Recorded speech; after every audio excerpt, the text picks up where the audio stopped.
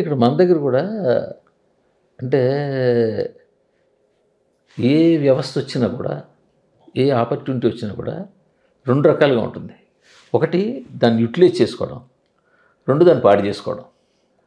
Middle man's వచ్చి అగ్రిమెంట్లు చేసేసి దానికి ప్రైసెస్ ఎక్సెసివ్ చేసి మొత్తానికి ఈ మార్కెట్ని కొంత బ్యాడ్ చేశారంటారా లేదంటారా?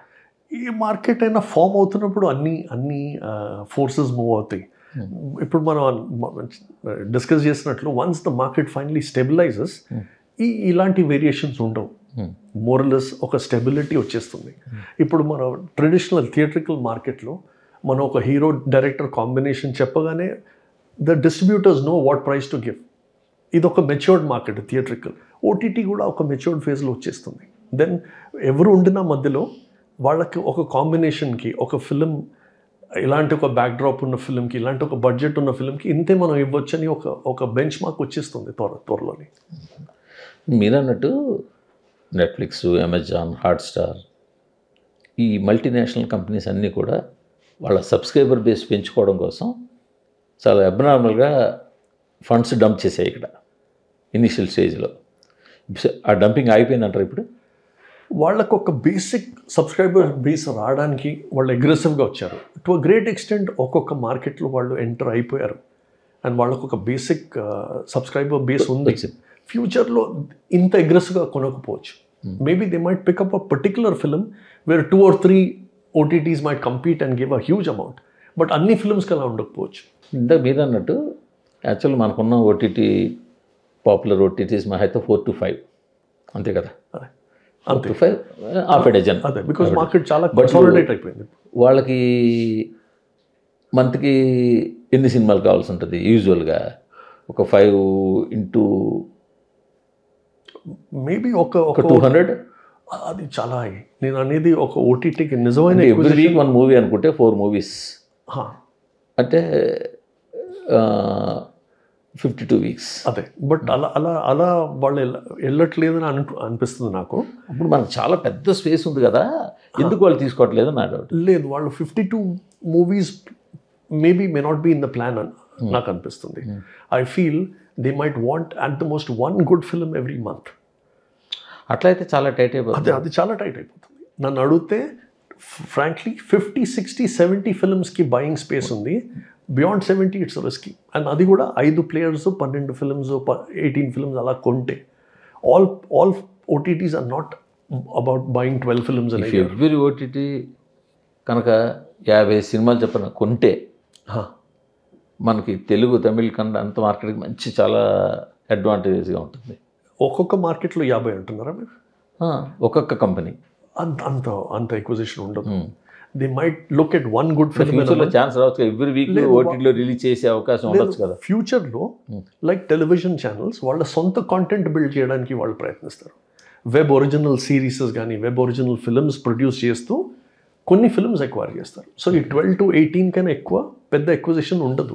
మనం ఇప్పుడు చూస్తున్న వారానికి ఒక ఫిల్మ్ అది లార్జ్లీ రెవెన్యూ షేరింగ్ బేసిస్ మీద తీసుకుంటున్నారు, వాళ్ళు కొనట్లేదు. అది కానీ ఏంటి అసలు నాకు తెలియకూడదు. ఇప్పుడు మీ ఫిల్మ్ తీయడానికి సర్టెన్ బడ్జెట్, దోతాకి కొంత బడ్జెట్ అయింది.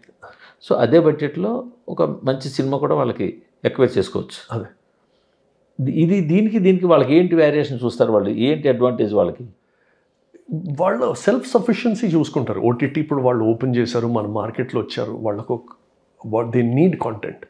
So they will feel entirely బయట మార్కెట్ మీద డిపెండ్ చేయకుండా, ప్రొడ్యూసర్స్ మీద డిపెండ్ చేయకుండా మనం కూడా ప్రొడ్యూస్ చేద్దాం. అదొకటి ఏంటంటే అగైన్ బయట వాళ్ళకి దొరికేది ఫిల్మ్సే, but web series allow the audience to be spending more time on the OTT. ఇప్పుడు మనం 320 minute సిరీస్ చేసాం. Okay, so time spent on the OTT is a factor. So more time spend చేయాలంటే సిరీసెసే hold చేస్తారు. Films will hold you for 2 hours, 2.5 hours. So వాళ్ళకి ఎప్పుడు serieses కావాలి for. But దానివల్ల వాళ్ళు what is the user for them? there is a more loyal audience. You come back to it. ఇప్పుడు ఒక franchise click అయింది అనుకోండి మీరు, దాని సీజన్ 2 ఉంటుంది, సీజన్ 3 ఉంటుంది. ఓకే, సో ఇప్పుడు నెట్ఫ్లిక్స్ వీళ్ళందరూ ఆ ఫ్రాంచైజ్ క్లిక్ అయితే అక్కడి నుంచి దే బికేమ్ ఫినామినల్లీ. సో వాళ్ళ కోరిక ఎప్పుడు ఒక్కొక్క సిరీస్ చేస్తున్నప్పుడు, ఇప్పుడు ఫ్యామిలీ మ్యాన్ మన దగ్గర it was a big hit. ఇప్పుడు ఫ్యామిలీ మ్యాన్ ఫ్రాంచైజెస్ వచ్చినాయి. సో దానివల్ల వాళ్ళకు ఒక లాయల్ ఆడియన్స్ ఉంటుంది. Each cinema is a separate experience, each cinema is an acquisition. అది వాళ్ళకు రావచ్చు, నెక్స్ట్ టైం వేరే ఓటీటీ కొనుక్కోవచ్చు. సో ఈవెన్ సీక్వెల్స్ కూడా రాకపోవచ్చు వాళ్ళకి. వాళ్ళు సొంత కాంటెంట్ క్రియేట్ చేస్తున్నప్పుడు వాళ్ళకు ఒక గ్రిప్ ఉంటుంది, వాళ్ళకు ఒక ప్లాన్. ఇంత పెద్ద సంస్థ ఓపెన్ చేసిన తర్వాత, ఇంత పెద్ద ఇన్వెస్ట్మెంట్ చేసిన తర్వాత they would like to have continuity. But ఓటీటీలో మన తెలుగుకి వచ్చేసరికి ప్రాబ్లం ఏమైందంటే, స్టార్టింగ్లో మనకు తెలిసినంత వరకు మన సినిమాలో పాపులర్ అయిన వాళ్ళు, Vikram Kumar is one of the best director, Chaitanya ఒక రేంజ్ హీరో. ఓటీటీ వాళ్ళు మీకు అలాట్ చేసిన బడ్జెట్లో మీరు చాలామంది లీడ్ యాక్టర్లు తీసుకున్నారు. పశుపతి మంచి యాక్టర్. ఇలా అందరినీ తీసుకున్నప్పుడు మేజర్ పోర్షన్ రెమ్యునరేషన్కి వెళ్ళిపోతే క్వాలిటీ ఆఫ్ ప్రొడక్షన్ తగ్గిపోతుంది. బట్ ఇట్స్ ఇంట్రెస్టింగ్ క్వశ్చన్, నేను చెప్తాను మీకు. ఇంతకుముందు ఉన్న వెబ్ సిరీస్లు అన్నీ కూడా అక్కడే ఫెయిల్ అయ్యాయి.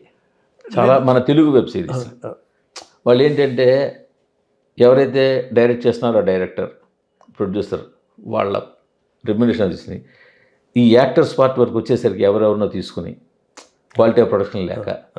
బట్ మీ దగ్గరికి వచ్చేసరికి మీరు ఎట్లా మేనేజ్ చేశారు దీన్ని? It's a very interesting question. దాంట్లో again we have to appreciate the processes these OTTs have. వాళ్ళు చాలా క్లియర్గా త్రూ అవుట్, మేము విక్రమ్ కుమార్తో డెవలప్ చేస్తున్నప్పుడు ఎన్నోసార్లు అనుకున్నాం ఎంత ఉండొచ్చు మన బడ్జెట్. ఒక్కరోజు కూడా బడ్జెట్ దాకా డిస్కషన్ రానివ్వలేదు వాళ్ళు. మీరు కథ పూర్తిగా డెవలప్ చేయండి, మాకు నరేట్ చేయండి, మనం ఫైనల్ డైలాగ్ వర్షన్ లాక్ చేద్దాం. దాని తర్వాత we had 10 or 12 budget meetings ఇది లాక్ అయిన తర్వాత.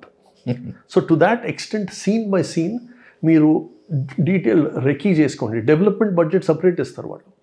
డీటెయిల్గా రెకీ చేసుకోండి, టెక్ రెకీ చేసుకోండి. ఈ ఒక సీన్ తీయడానికి ఎలాంటి ఎక్విప్మెంట్ కావాలో అంత డీటెయిలింగ్గా మీరు ఈ ప్రిపేర్ చేసిన తర్వాత, దీనికి ఇంత బడ్జెట్ అంటే దాన్ని టూ పార్ట్స్లో డివైడ్ చేశారు వాళ్ళు. Above the line, below the line, ATL, BTL.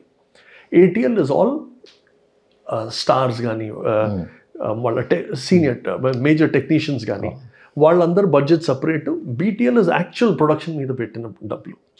So BTL మనం ఒక 10 మీటింగ్స్లో లాక్ అయిన తర్వాత, ఆ ఓటీటీకి ఆ కెపాసిటీ ఉంటే మనం ఏ స్టార్ని అడిగినా అది చలో మనం ఇది ఈ స్కేల్లో తీద్దామని వాళ్ళు ఒక కాన్షియస్ డెసిషన్ తీసుకుంటే they are underwriting that and that is not affecting your budget. BTL lock అయిపోయింది మనకి ఇక్కడ.